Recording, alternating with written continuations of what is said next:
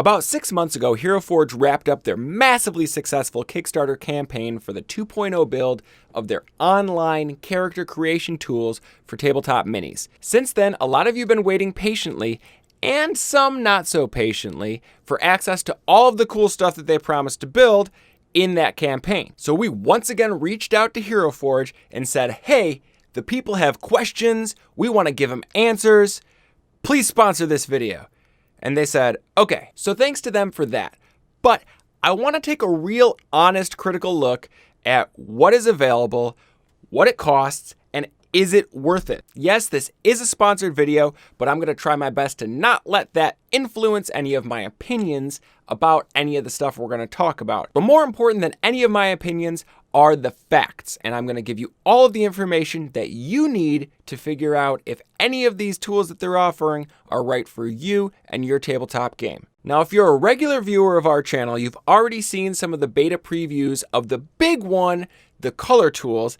And if you're a regular user of Hero Forge, you've already seen some of those stretch goals be put into place. But as of Monday, September 28th, 2020, those color tools, along with the total UI redesign and some other awesome features like the token maker and the portrait studio, were finally available to the public. We've got a whole lot to cover in this video, from the UI redesign to the new features to the color prints themselves. So let's not waste too much more time and roll the intro. But hold up, does this even really qualify as a Tinker Time video? I mean, I'm not really gonna be like making anything, I'm just talking about stuff. We don't have time for an intro anyways, let's just get into it. Now this video is probably gonna come out a little bit long, so we're gonna go ahead and break it up into chapters. So if you're looking for something specific, go ahead and check out those chapters in the description, or I think it should work on the timeline bar thing, where like you hover, I don't know, try like hovering over one of these spots. Does the title of the chapter pop up? Cool. There is a lot going on with Hero Forge 2.0. It's not just about the color minis, it's also about the UI redesign. It's also about all the new features they're adding. It's also about the portrait studio, the token maker, all the new pro tools that are being added in. But before we talk about the things that are going to cost you more money to take advantage of, I want to talk about how Hero Forge 2.0 enhances the experience of longtime Hero Forge users who want to keep doing basically the same things they've always done with the tools. The first one, a major one, the first thing you're going to notice if you haven't logged into Hero Forge in a while is the new UI. So let's take a look at that UI and talk about some of the new features you have available for customizing your 3D printed minis or downloadable STL files for printing at home. The first thing that's obvious when you sign in that you're gonna see is just the color everywhere. In the background, before there was no color, it was just sort of this general white, gray sort of thing going on in the background. But now we got all this going on, which really, kind of helps you get into the feel, into the mood. Now, granted, it can sort of be distracting. Maybe it's just because I haven't quite gotten used to it yet, but I felt like doing the color on that white background really let you focus on the character. I'm still kind of mixed on it. I mean, it's hard to say no to something that looks this awesome. Other than the addition of the tools and the overall redesign, some things have really been moved around. For one, you'll notice that stuff is more spread out. It used to be that everything was over on the right side and you had this sort of nested tabs. Everything was just sort of nested up in these tabs. And now you're kind of selecting what you're working on over in the left and then sort of doing the work over on the right. I'm not going to get into all the options because there's been plenty of other videos sort of made about that, some on our channel, but as always, there's just tons of options to go through. Different races. Wait, hold on. Species. That's one thing that I really like, is they changed the word races to species. I always thought it was kind of weird that these were considered races, and they still are in a lot of tabletop games, but species feels more accurate, especially when you're dealing with bear folk and fox folk. You're gonna tell me that a frog and a giggle dog are gonna have a kid? Oops. On top of that, I feel like all the indicators have gotten a lot more clear. Everything's a lot better highlighted. So like when you're clicking on stuff, you can see very clearly they put these nice bright like blue rings on what your current selection is. And then I do feel like having stuff more spread out gives you a better look. I've seen some people in the forums say that they kind of preferred it when everything was in one place so your mouse didn't have to move around so much. But I feel like having everything easier to look at and a little more clear makes it a little bit nicer. The nested tabs on the top have become sort of a nested sidebar situation. That's just a lot more user-friendly, in my opinion. Another thing that they did is that they changed the facial expressions and the eye control over to the pose menu. You also might notice that in a lot of these menus, the random button is still there, which is a great place if you don't know where to start. We can randomize the clothes, but we can also search for clothes. And they did a few different things with this. One, just about everything has categories now. So fantasy is where a lot of the options are because that's kind of what they've been working on from the beginning. But in recent years, they've added a lot more options, such as the modern stuff. You've got sci-fi, which is kind of a new category that I know they're doing a lot of work on expanding. And then you've got just straight up Western. And depending on what your setting is, you might mix and match some of these things. So between these different categories and just the general search bar, you've got a lot easier way of finding things. Let's say I want a bard, right? Here are some things that might fit a bard. Also, you know, it accounts for misspelling like any good search engine should. So here's the tavern girl if I had searched for bar. And that just makes a lot of sense if you ask me. Oh, also something I'll point out that a lot of people just don't really seem to know about is if you just want to remove an option, you click on the category there and you click the little trash can. That's always been something that's there, but the color really helps it stand out because now the trash can is nice and bright blue and it's a lot easier to find things. I think color in general just makes it easier to find things. If you want more detailed kind of guidance on posing, check out some of the other videos I did, the posing for easy 3D printing and posing for easy painting, because those will give you a lot of general information in addition to those specific subjects. Also watch out for the upcoming tutorial on advanced posing, where we will talk about some of the extra cool, wild stuff that you can do with tails, wings, and horns. So overall, the UI I would say is a tremendous improvement. The organization and just the layout and the look of it really makes it a lot more easy and a lot more fun to build your characters. So if nothing else, if you haven't been in a while, be sure to go over and check that out.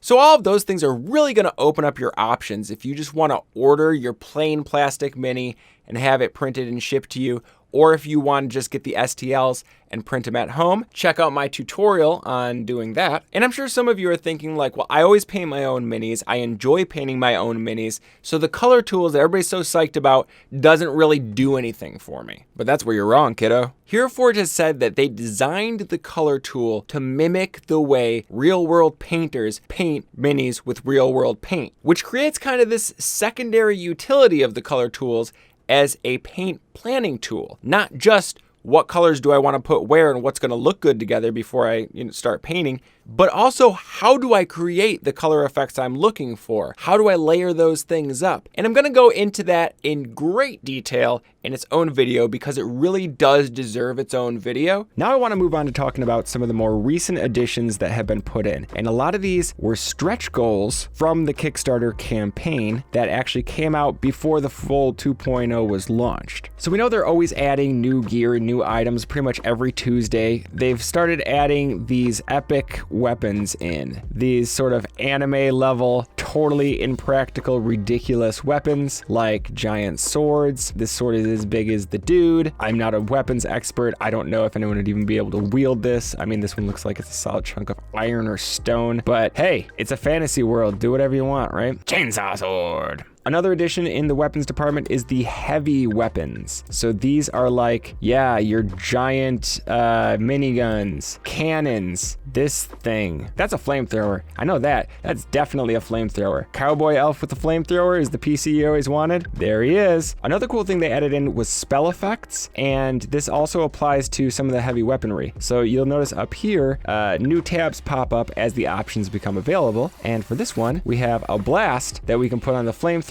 So you can really get that action pose. You can also throw spell effects onto lots of the weapons, including, of course, the epic weapons. Look how strong his tail is. And we can make it a fire sword or a ice sword. I don't know, is that ice crystals? It depends how you paint it, really. The reason that these are a little more vague is because depending on how you paint it, you can make it into a different thing. So like this one that's just called magic effect. This could be water, this could be slime, this could be acid, whatever sort of magical effect your character's weapon has, you can apply that on there. Now, you don't really have any option to manipulate these spell effects right now. Maybe that'll change in the future, who knows. Also worth pointing out, on gear, we have piercings. Now we can go into the piercings and we can put a variety of different earrings onto them. But now you can choose different kinds of earrings. We can have these little ball and hoop situations. I guess those would be like gauges. Got some diamond stuff here, various sort of elaborate, lavish, dangly things. But maybe I want to add piercings, you know, to the top of the ear. You know, if I'm not just looking for the lobe, I can unlink these too. And look for this little chain in a lot of the options because it's usually there by default for a lot of things, assuming you want to make your character symmetrical, but you definitely don't have to, especially when it comes to piercings. It's totally common to have different stuff on different sides. We also have different options for nose rings now. Right now we got the ring and the spiked bar. So maybe at some point there will be more options for that. I don't know how many different kinds of nose rings you can really have, but I do know that sometimes you just have the one nasal pierced. Now you may look at this and be like, oh, that's huge, but remember, it's gonna be super tiny when you have it, and so if it were like realistic size, it would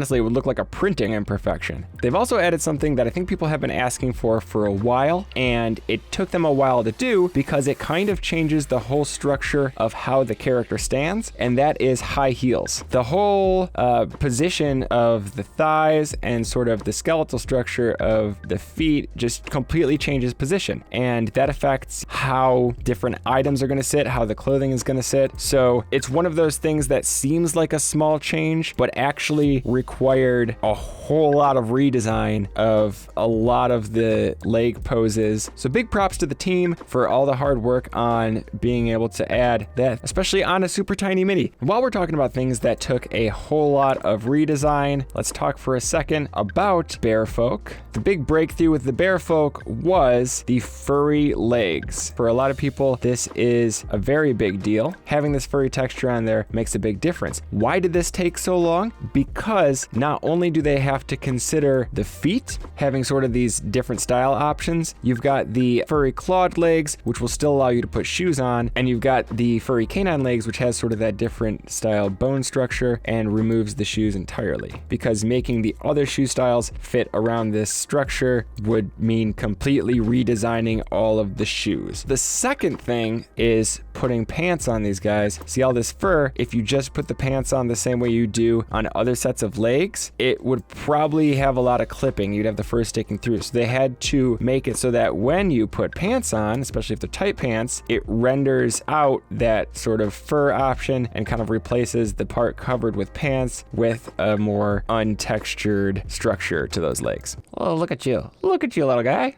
Look at you. Now, the bear folk weren't the only big change there, but one of the Kickstarter stretch goals was these real hardcore draconic heads. So you've got Snapping Draconian, which is more like a dragon turtle, Evil Draconian, Crocodilian Draconian. That's a crocodile bear with a cannon. That's terrifying. Oh yeah, let's not just glaze over the fact that there are epic wings. The wings were much smaller beforehand, but adding in these giant wings really changes the game, and you'll see an example of these in the printed minis a little bit later in the video. So all of your different bird races slash species and different sort of creatures that might have wings for various reasons, you pretty much got everybody covered now. And these are the full-fledged giant spread out wingy boys, as opposed to what was previously there, which was just sort of these little guys. Definitely an upgrade there. Tracksuit jacket. This is if you got your mobster slash SoundCloud rapper dragon with a cannon. Hey, the boss wants to talk to you. You owe him lots of money. It's time to pay up, scrub. And finally, one of the things that I would definitely be remiss if I didn't hit on here are the bases. At the moment, the epic base is a little bit limited. For one, you only really get one leg pose with that, just because of, there's not a lot of surface area, so there's only so many places you can really put the feet. I'm sure as new epic bases get added, they'll each be a little bit different in sort of how the bottom half of your character is posed. But don't worry, you still have the option to do all the posing you want with the top half of the body. Unfortunately, a lot of those two-handed poses do go away. The other thing that you can't do with the Epic base, or at least not yet, is add multiple base items. And this is a feature they rolled out a while ago as well. So you can see if we put them back onto a regular round base, we have items and then items B. And when you can have 2 base items, you can also have 2 pets, or, you know, familiars, however you want to look at it. If you've always wanted a massive swarm of rats at your character's feet, you've got that option too. Also, the fox. That's right, fox familiar, now available for your base. Also, with familiars, previously, all you could really do is sort of decide where they go on the base. Now, you can actually choose the pose of your familiars. Let's make it so that the fox is helping reload the gun or something. That'll be fun. Quick, Foxy, reload the gun. I've got a jam. Sort it out. I have no idea what this accent's supposed to be. Other things I would be remiss if I didn't mention that have been added and were kind of big breakthroughs were for tails, you can have 1 tail, and that's really cool. You can have 1 tail holding stuff, but what if you wanted a 2 tails? You can go all the way up to 9. So if you really want that kitsune, the 9-tailed fox thing, boom, you got 9 foxtails on your dragon gangster. Man, this character's getting weird. I'm kind of liking it though. You can pose each of these tails separately, and I've seen people do some really cool stuff using them. And again, that's something that we'll cover in a future video, but you know, get in there and play around with it. You know, if they're full-size tails, again, each one has, oh geez, this is even more. It used to be 16 points of articulation. Now it's 19 for some of these. Wow. So you can spend a lot of time getting your tails just perfect. Feel free to go burn an entire day making your perfect 9-tailed character. But before that, real quick, let's look at some other stuff that's going to be coming out soon. Unlike a lot of Kickstarter projects, you can see that stuff came out faster and they actually added more than was originally planned. But if you scroll all the way down, you can get to the stretch goals. Pretty much everything was unlocked except for the layered clothing and weapon forge. But it makes sense that these would be kind of the last levels because both of these require a lot more involved redesign of things. Weapon forge is creating a whole new designer within the designer, and layered clothing runs into a lot of those same things that I was talking about with the fur legs and the bear folk, that you've got to change how things render when you change the way they're layered to make sure that one piece of clothing doesn't poke out of another. So I'm still hoping that at some point in the future, they are going to do these things. But let's talk about some of the wild features that they do have coming. And this is probably one that I am most excited about and cannot wait for. It's object source lighting. If you want a lantern or your spell effect or any of that to be giving off light on the rest of your creature, it's going to affect not just the brightness of that area, but also the color of that area. There's also a lot of relatively smaller things that they're adding, stuff like necklaces. They added the fox, but I'm sure that over time even more familiars will come out. They're going to have more mounts, and this I really like is being able to, 1, take a lot more of the hand items and use them as side items, and 2, actually being able to rotate and position the side items a little bit differently. Another thing I am really looking forward to, because my character canonically has a big nose on an otherwise angular face, not unlike myself, is these face customizer options, being able to pick from different kinds of lips or different kinds of noses. Other really cool things that are being added in are different things you can do with the limbs. So one is arm sliders. You want to make those arms longer. That's finally going to be an option at some point in the near future. Beyond that, a lot of the things that are being added are basically variations to the color options. Things like all the different decals. So war paint, decals you can stick on your items, special emblems you can put on your shields, exotic animal patterns you can apply to the skin of the character, or just being able to put tights on your character if you're doing superheroes. Another thing I'm glad they unlocked is being able to kind of scale and position those decals, just more basic animal patterns. But some of those decals are going to be things like blood and mud. There's makeup, different patterns options on the clothing, so you're not just stuck with the pattern that's built into the structure of the clothing like it is now. So yeah, tons of stuff that I'm really looking forward to. Really just going to take the coloring options to the next level, as well as some general character design options. Okay, so it's been put off long enough. Let's talk about color.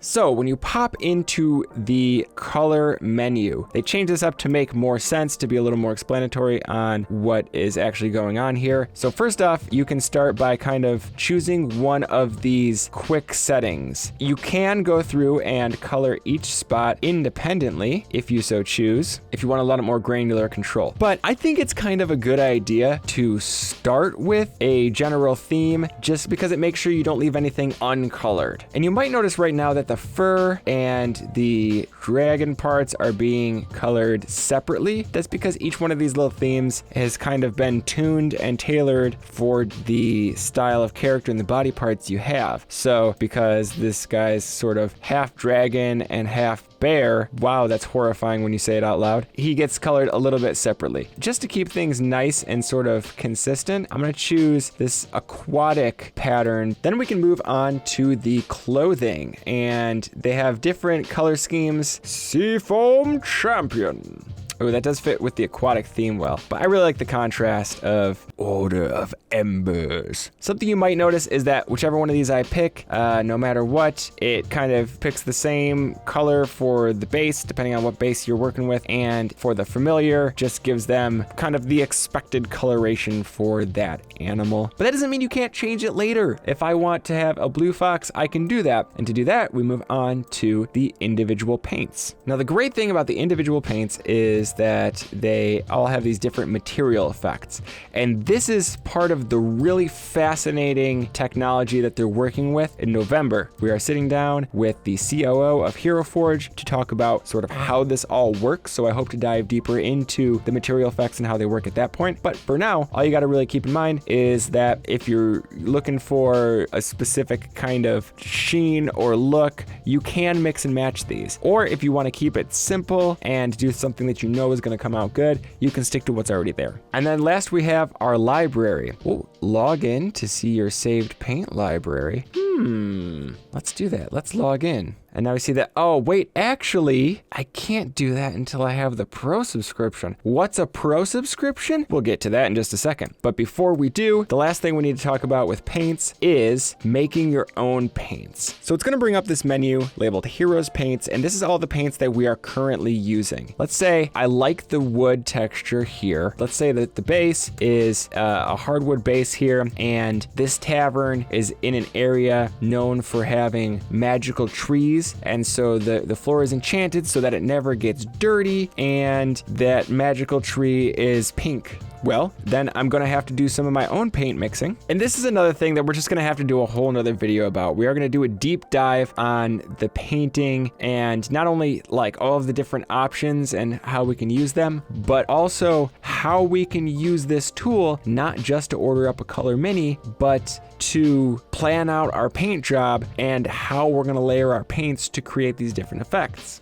And if you want to see what this is going to look like when it's printed, because honestly, a 3D rendering is not going to look exactly like an actual printed object, but we can get a pretty good idea of what that's going to look like if we come down to the buy option and select colored plastic. You can see, yeah, it doesn't have quite the same vibrance and shine, but they don't want to deceive you and make you think that, you know, what you're going to get is going to look exactly like this. They want to show you what you're actually going to end up with. And that's a real cool mini to have just printed off and sent to you. So the other stuff that they've always offered hasn't really changed. You've got the plastic, you've got the premium plastic, or $19.99, $29.99 respectively. If you're doing an extra large version, add $10 to that, because I've got all kinds of extra stuff with the wings. It's a little more difficult to set up for printing. And then like always, they have those options for the bronze. If you are really trying to memorialize a character, these are really cool. They print them with a castable plastic in a super high detail, and then actually cast them in bronze. And then somebody goes in and hand polishes it. I hope to be blessed blessed with one of these one day, maybe of my long-running character Kashano. That'd be super sweet.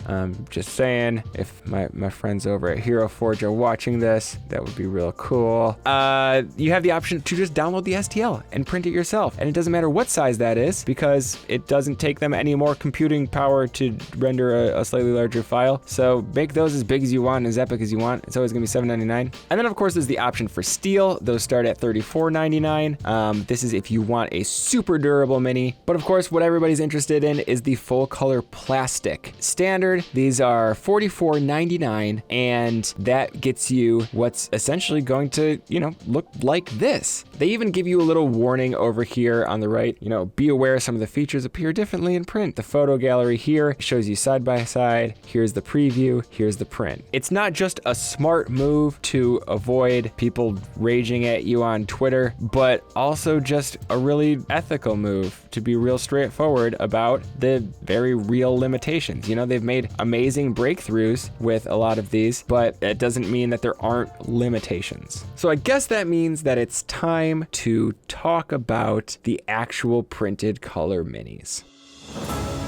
Okay, now I'm recording. I guess without further ado, let's look at some of these Hero Forge minis. Let's go on this journey. So let's look at how technology has developed just over this year, as they've been working on it and taking the feedback from the beta testers and all this sort of stuff, because there has been a huge improvement, a huge change. So before we get to this, but first let's go ahead and take a look at the minis. As people making sponsored content, they gave us some credit to order some minis early on. And so one of the first ones we ordered was Kenneth and Wright. Oh my god. Oh, dude, the spell effect is real cool. That's so cool. Oh yeah, that I can definitely see that spell effect too. Wow. We ordered Penn because I knew he was going to be particularly difficult to paint, but he came out super awesome. The green effect on the magic here, the details in the skull, even the face, it's pretty detailed. This is one with all of his tricky spots and underneath, and actually if you watch my video on designing your Hero Forge minis to be easy to paint, you'll see that I actually discovered Pen wasn't that hard to paint. This is even early on, it was pretty impressive. The very first one we ordered was our most colorful boy, Guy Bonton. I told you we have to wait for Kevin. But it smells terrible in here, eh? Let me out. Well, if you don't shut up, you're gonna ruin the surprise. That guy gets surprised when the sun rises in the morning. He's a idiot, eh? Seriously. I know him. I know, it'll just be a couple more. I live in his head. He's an idiot, eh? A few more minutes. I'm sure he'll be on right away. I'm spilling my breakfast beer. I don't care. Hey, how's it going? Hello. The intensity of the color, even from this range. He definitely looks a little drunk. Oh yeah. Just those little gradients on the shoulder, it looks so pretty. One of the things you'll really notice is the metal. See, early on, the metal was a little less than impressive. A lot of it just came out white. If you look at the orb, this is supposed to be gold, and it just kind of looks like greenish. You got that gradient there. So they do capture some of that metallic quality, but it was just not nearly as impressive as it was like in the interface when you're looking at it, when you're ordering it up. We then move on to some rando samples that they sent me a little later to show off how much the tech had improved. So here we have a Giggle Dog. He is ready to rock. You can definitely see that the metal has gotten a little more precise. You can see too, like the stuff with the gradients in the fur, I feel like has gotten a little more precise. Yeah, the biggest improvement you're gonna see over time, the big indicator, is the material effects. It has a little bit less of that kind of powdery look at the earlier ones. The other ones kind of looked like hard candy, like sugar skulls almost. In general, the sort of printed quality of it is a little less obvious. We also got Little Frog Dude here, and then if you look at Little Frog Dude's sword, I feel like the metal effect really shows that it's come a long way. If you look at the underside, you can see it's much darker, and that's not just the shadow in my room, that's like the actual printed on there. The way that they handled shading, they did something to change the way they handled the shading between our initial batches, and I think Guy was actually one of the earliest batches, and when they got around to sending us these samples. Pidgey has decided to jump onto my lap, but not in frame. Now you can see him. All right, so moving on A little bit later, they randomly sent another sample. So they sent this Dragonborn. This was after they came out with a bunch of the dragon heads and dragon horns and dragon wings. It looks a lot more like metal, especially, when you're looking at table distance. But the breastplate and then even the leg plate there, just like it almost seems to move like as you move it. There's just like the littlest bit a real metallic quality to it. Leaps and bounds beyond. If you look at, like the mace here from the early runs. But yeah, so huge improvement there. And that brings us around to the next one I received, which was one that we ordered. We ordered up this one, Kashano the Sharp, Gilbetta's fiance / Kashano the Quick's sister. This was the last episode. No, it was the second to last episode of Hero Factory. I don't know. We got a Hero Factory. If you're watching on YouTube, well, put it up over here. Again, like on the harp, the metal looks real cool, or the coins. They're so small that if you just glance, it just kind of looks white, but like in the light, I feel like it looks silver. I really like the way it moves. So she's awesome. The shading too, like even with the skin tones and stuff. Like look at how the shading comes through. It really emphasizes like it's like skin tones. It's like the shape of a person's body. It's crazy. And then received a few different care packages from our friends over at Hero Forge. This first box came with some dice. Who doesn't love dice? 3 new minis in it, where I think a lot of the cast just got one. And perks of being a producer. Let's see who we have here. I kind of opened to see what was in here, but I didn't take them out and look at them. Oh wait, no, I did take them out to look at them. Now I remember. So here we have a little kobold who seems to be in a scrape involving a mimic. Shouldn't have opened that chest, buddy. On this one, I would definitely point out especially the scale patterns on the hands. So that's not layer lines from 3D printing, like some people might initially think. You can see the layer lines if you look closer. But no, those little scale patterns, and there's that little fine shading detail between the scales to really just highlight out that pattern. It's real dope. Let's see what else we got. Oh yeah, okay, so here we have this cleric. Looks human, but he's got a lot of stuff going on, on his coat and on his arms and stuff, and I really dig all the details in here. The holy symbol on his hand, you can even see, has that little swirly detail there. Somehow the layer lines have gotten less obvious too. Maybe it's just because it's darker. Maybe they even chose specific coloring. That's the thing, is we don't know with these samples. Did they choose a specific coloring to make it look good because they knew these are going to be the review samples? Well, we don't have to worry about that because we got some custom stuff. But hold on, we got one more of these. So let's see who we have here. Oh yeah, so here's the dwarf. Man, this is more like a modern day build here. But again, notice the shading on that hand grenade. Notice how it's they create the light effects and stuff. Or the bottles, they almost look glass, You could almost be convinced that is in fact glass. They're just so cool. I mean, the material effects are really the most fascinating part. If you know anything and I know a tiny bit about 3D rendering technology, and so not enough to really say definitively how difficult it would be, but it seems like it would be super difficult, and I would love to hopefully I'm going to be able to get somebody to interview to kind of talk about how it works, obviously not give away their trade secrets, but to some extent talk about how do they do this, how do you get from your own thing you designed to a printable file. There was another box, and I think this is more like the stuff that they sent out to most people, because I saw lots of tweets from just all kinds of people who make D&D content being like, hey, Hero Forge sent me some stuff. Yet more dice. What could possibly go wrong? I can't have too many dice. Oh, this is the same dude. This is the same dude they already sent me. So the differences are subtle, but they are definitely there. I want you to notice a few things here. Number one, look at the mace. This is my new one. If you look at the mace, but you can see that the light effect is a lot more distinct. And this older one, this was from a mid batch. This wasn't a super early batch, so they were pretty far along. This most recent one, I feel like there's a more distinct difference, especially at table level. If you look at the axe, the metal's just a little bit finer tuned. That edge is just a little bit brighter. A lot of the colors are a little bit more saturated. If I wasn't looking at them side by side, I could barely tell the difference, but they are perfectionists over there at Hero Forge, so there is a difference. The way the color is rendering out makes everything just a little bit more distinct. So you can see these were printed in the same orientation. The layer lines build up in the same way. On the new one, look at the breastplate. This is where you can't see as many layer lines. So I don't know if they're printing in smaller layers or if they put in some sort of anti-aliasing technology, but I think that's one of the biggest differences between these two, is it's so much smoother. So much smoother. It's not just about the color, it's about the overall print. As somebody who does 3D printing at home, I do resin printing too. So the layer lines are very hard to spot on any resin 3D printing, but when you get them, they're really distracting because it's almost like a topographical map. You can get perfect prints, but it's harder to do. And now it's time. Now these are the new ones. The last round of AKA characters. I haven't even opened this box yet.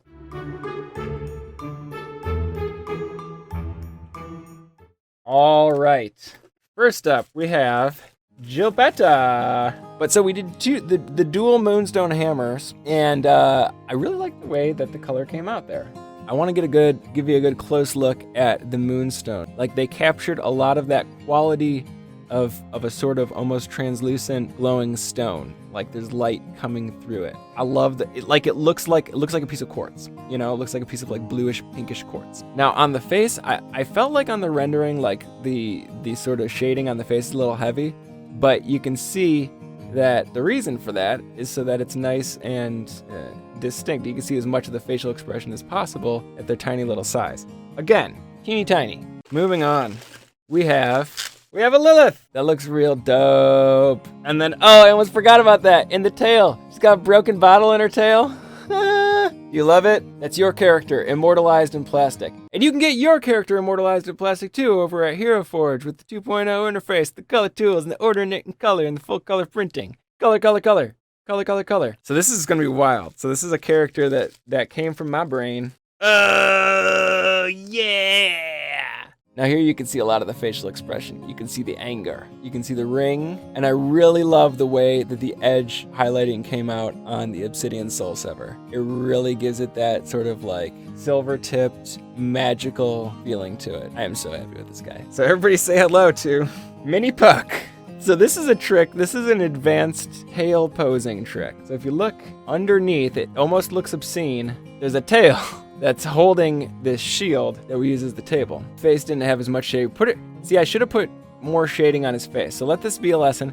If you're gonna order your color minis, going for that sort of deep contrast with like shading in the face is really gonna make the facial expression pop more. Man, the wood texture. Yeah, that's not even the direction that the layer lines are. So that's not layer lines, that's wood texture. It's so cool. Now that I've got all these minis, I can definitively say, it's really cool. I give my final rating for the Hero Forge color tools and Hero Forge full color printed minis is real cool. All in all, there's been a huge evolution in the technology from when they started, when they first launched the beta, up until now. So yeah, that's the general tour of the Hero Forge color minis. So I guess now is time to address pro features. So in the Kickstarter campaign, they didn't mention pro features. What they did mention is the Token Maker Unlimited, which they said right from the get-go was gonna have a monthly subscription. And what that does is allows you to do a few cool things. You can take your mini into the photo booth here, and you can make them into a token. So we can start by putting them on a background, and we can take a nice little snapshot, scroll in, scroll out, position them however we want. We can just go ahead and click capture, generating highlight resolution image. There we go, and we can download it. And now we have a beautiful image of our mini. So this is really valuable for people who play online and don't really have any use for physical minis. You can make all of your character tokens sort of this way. And you can choose a downscaled one if you don't want that big of a file, or you can go all the way up to super high definition. By default, it's gonna get you at much higher definition than you're probably gonna need. The other thing you can do specifically for use in virtual tabletops is the Token Maker. The Token Maker lets you not only choose a background that you like, you can still do the, moving around and position it just how you need to, but it also lets you choose a frame. So we can start with, whatever kind of frame that we feel fits the character or the setting, and then we can click over to color, and we can actually change up the color of the stuff that we put here. That does work with most of the options. Some of them that are a lot more colored have a lot more detail and variation. They're just kind of are what they are there. But the wood or the simple rings, you can make these these whatever color you choose. That's super useful. There's all these presets too, if you're just, again, looking to do things real quick. And they also have these different camera options. You can just go ahead and click sort of the portrait setup, and it saves you the trouble of all of this twisting and positioning. And then again, when you've got it how you want it, you just click capture. So that was what was promised for the price of a subscription. And the price of that subscription kind of depends on whether you just want to go month to month, you want to pay for 3 months at a time, you want to pay annually. It's $5.99 for just a month, $4.99 if you buy 3 months at a time, and if you're going to pay annually, it's only $3.99 a month. So if you're doing a lot of virtual tabletop games, it makes a lot of sense. But the reason it's not just called the Token Maker Unlimited anymore, that it's now called the Pro subscription, is because they added a lot of other features that a professional dungeon master or somebody who needs a whole lot of characters made are going to find real handy. One of them being the organization into different folders. You can see if we click heroes, I have all these different folders here. You can click here to see the ones that you have already purchased if you're trying to quickly find those. I have my SDLs, my color ones, and then meta NPCs. These are largely characters that have been created for Hero Factory or sometimes for these different tutorial videos, including our Dungeon Master Puck. So with that Pro subscription, you get not only the folders, not only the portrait tools, but also the ability to save your paints. We saw earlier that in my mix palette here, there was the option to save paint to library. So let's say I did a lot of fine tuning on my Keen Aubergine. Let's say I love this paint and I'm gonna wanna save it. I'm gonna wanna use it on a lot of minis. I can add it to my paint library, and there it is, saved to library. Later when I'm looking through paints, I don't have to try to recreate that by hand. I can just go to library and grab that one that I've already made, and we can add that to his skin because there's something seriously wrong with the Dungeon Master. So that comes in handy if you've got a special magical material in your world and you're gonna reuse that for a lot of weapons, or sort of a uniform to some of your characters. But let's say I don't wanna do paint by paint and save all those individual paints. Let's say I want to import an entire paint palette. I can do that as well. Okay, so let's say I've got Gilbetta here and I want to give her the paint job that alternate evil Gilbetta has. So let's say we wanted to get her back to sort of what the original theme and paint job was before we did any tuning. We can go ahead and choose our evil Gilbetta, and we can take a couple options. One, we can import species, which is basically going to reset it to whatever the original kind of species paint job that was applied to her skin and hair. We can import the theme, which is going to apply the original theme before we made a lot of those adjustments. We can import the entire paint palette that was originally used there, and it'll show me all of the unused ones here. So I can go ahead and just work those in and get kind of a hybrid of the two versions. And we can even select her and import that pose.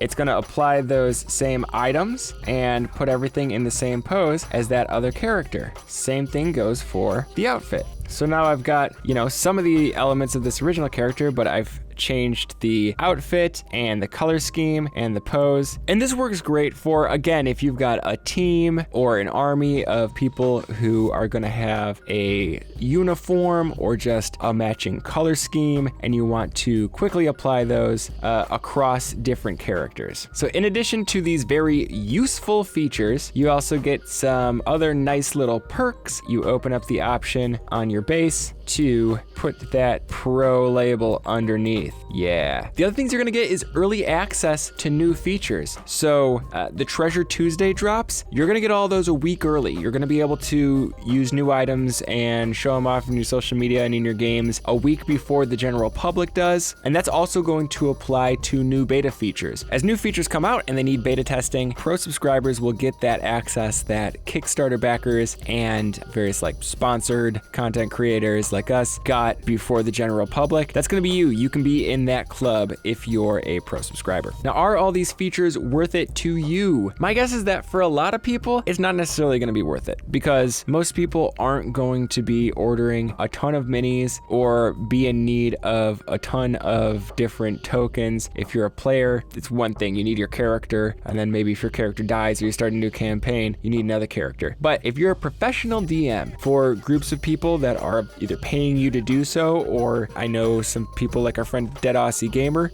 he actually gets paid by the Australian school system to run games for kids, which is real cool. Or you have any of those situations where you've got a business involved and you need to be able to save these paints and save color schemes, then I mean, I would say the annual subscription for $4 a month to basically take care of all of your custom character art inside of Hero Forge seems like a pretty good deal. But let me know in the comments if you think that it's useful and if it's something that you're going to be getting in, or if you feel like it's just totally unnecessary. I will just point out, if you need to get in touch with them, here's some the link at the bottom. You can just click on this for support, and they do have a suggestion page that you can get to from their support page, their FAQs. There's also a bug report option right here, and you can just tell them kind of like what category it's in and describe it, and it's automatically going to include a screenshot from whatever you're looking at. So if you find a bug, you find something that's not rendering correctly, something that's clipping, you could click the bug report, say there's a problem with the current character, describe what the problem is, click submit, and it lets them know so that they can fix that and they can take care of it and